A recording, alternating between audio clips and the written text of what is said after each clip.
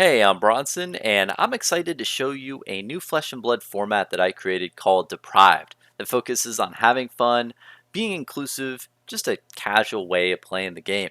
Now, before I get into the format, I wanted to talk about the existing constructed formats that exist, which are Classic and Blitz.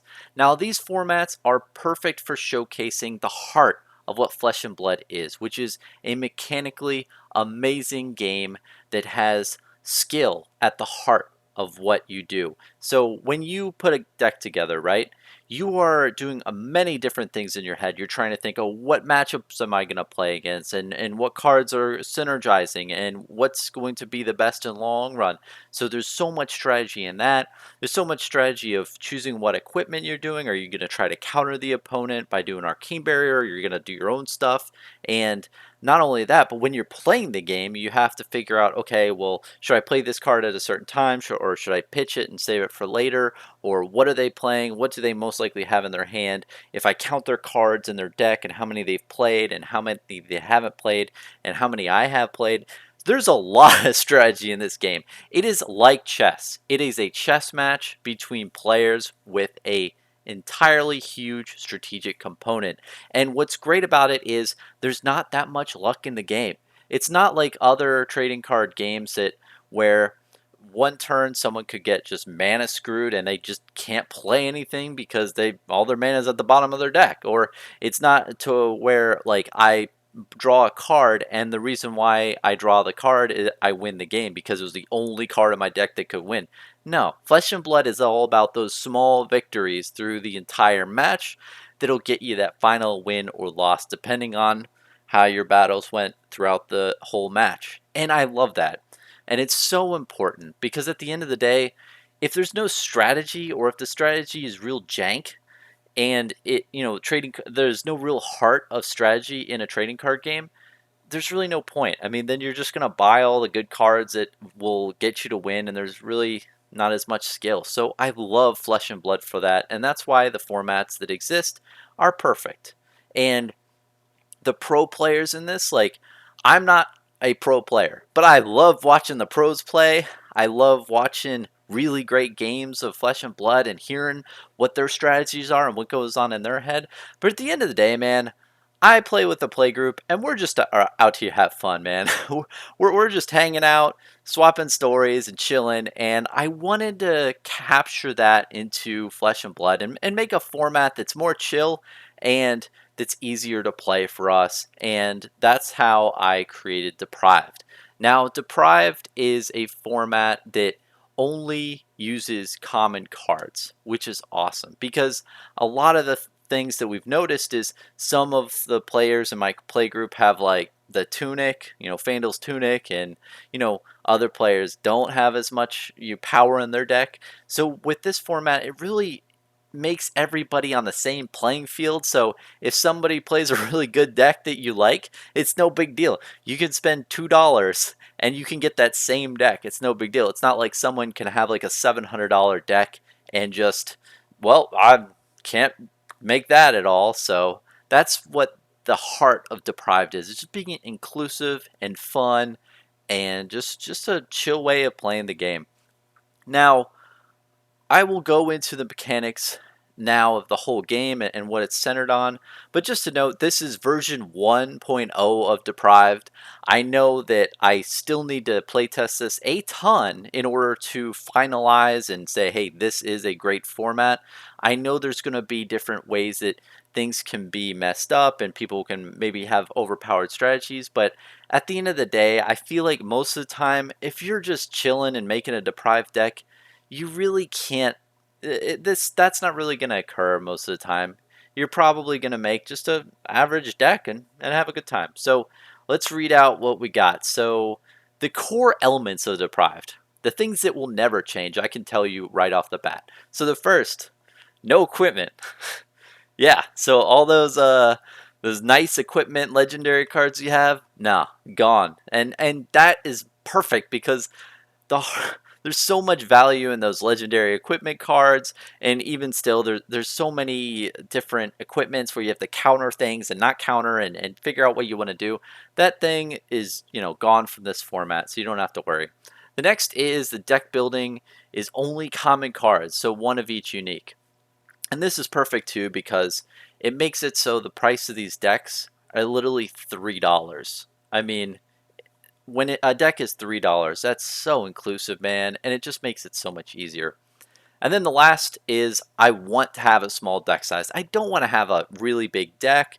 Just 20 cards is good for now. That might change in the future as I see fit, or if I see that, having more would be beneficial to the game, or having less maybe, who knows. But I feel like 20 is a good number for now. So those are the core elements of the game that I never want to change. No equipment, the deck is only common cards, and I want to have a small deck size. Now we're going to get into actually building a deprived deck, and it's very easy. So first, you have a young hero, just one young hero, common or rare. And if you don't have a young hero, even if you have the old hero, you can put him in his place, and you just use whatever the young hero value of health is on the old hero. No big deal, as long as you have a hero and you use the young hero health value. Now the next is the weapons. You can have common or rare weapons. So you can have a two-hander or two one-handed weapons. And then last is you have the 20 cards in your deck. The action, the items, instants, reactions, whatever, what have you. All those common action cards or non-action is in that slot. So overall, you have a 22 card or 23 card deck. These things can be like $2.50 when you're ordering online. So it's really helpful, and you can use the stuff that you get in booster boxes to construct these decks pretty easily. And then last, I'm going to go into the mechanics. So the mechanics as a whole normally are all together. It's just there's a couple minor things that I needed to tweak in order to make this work. So the first is all damage is the same. And I think this is perfect because I feel with the Arcane Rising and the Arcane damage, it's so weird having like Arcane Barrier, and it's tough to strategize around that. And for the Deprived format, I thought it was best to just have all damage be the same. Now, this might have some repercussions down the road. I'll have to see, but I think it's the best course of action. So, Arcane damage is the same, and it can be blocked with normal blocking ability. So you don't need Arcane Barrier to block Arcane damage. Also, equipment damage, I think there's like one common card that the Guardian has that does equipment damage, and any equipment damage just does health damage instead. Pretty simple. And then the last big thing is when the players run out of cards in their deck, what they do is what is it, try to draw or take from the top of the deck, and they can't anymore. They do the following steps, the following 3 steps there.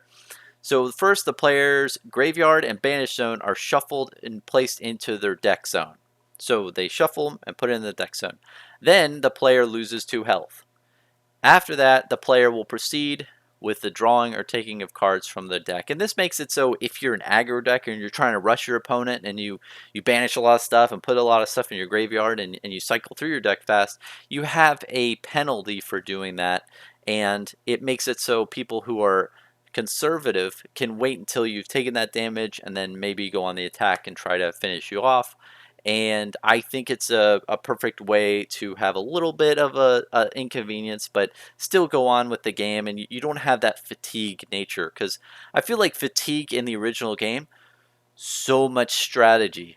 It's amazing, and I love the strategy behind that. But for Deprived, I wanted to focus on fun.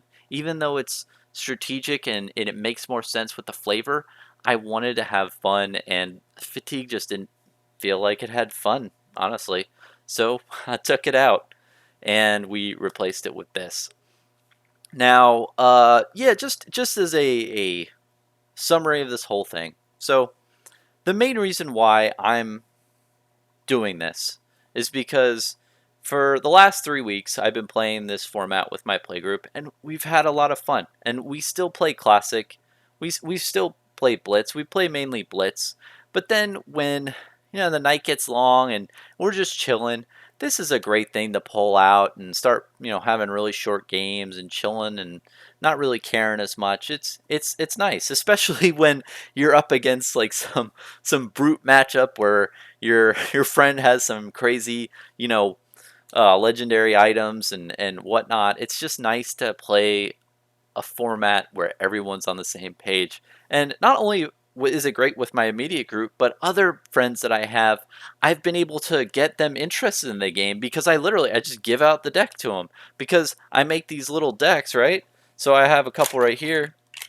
I put the blitz decks into these little things, right? And I'll just give them away. I'll say, hey, here you go. Here's your deck, and if you want to play me, and you have a game, and it's a lot simpler to pick on instead of when you have the equipment and you have all this other stuff that kind of makes the game a little bit more complex. Then it kind of detracts to it because people can't understand as easy. Where this game mode is a lot more easier for people to digest at first. And hey, what's great is hopefully they will go on and play Blitz and play Classic and say, oh, this game is interesting. Maybe I do want to wear equipment. Maybe I do want to learn more about what the meta is. So I just really like it for that reason, especially for other people, man. I've been reading a lot of things on Reddit and other places where people open their booster box and then they say, hey, I want to kind of make a deck out of this. And people are like, yeah, it's probably not going to happen. So, so I wanted to make a format where that really could happen. So when you open Welcome to Wrath, Arcane Rising, or Crucible War, you can actually play the game after you spent $100 on these booster boxes. And yeah, just to wrap up, and based on this, I'm going to have a couple different variants that I'm going to talk about in other videos that make it a little bit more competitive and also, tweak it a little bit. But the main format, Deprived, is all based on having fun and just chilling and playing Flesh and Blood with your friends and not really worrying as much about winning or losing. It's just playing the game and being able to play the game and in a fair kind of way. And I hope you enjoy it, and I hope you take this information and build some deprived decks. Let me know at all too. And just to finalize this, like, this is deprived version 1.0. If you have any comments or criticisms, any information at all that you want to tell me about this format and say, hey, I liked it, I didn't like it, please, any comments, I would love to hear them. I can't promise you I'm going to change anything with my format, but I can tell you I'll definitely listen. So reach me at bronsonsblood@yahoo.com. Hit me up, man. I'd love to hear what you guys think, and I hope you guys have fun playing this format because I've been having a good time and it's fun. Thanks for watching.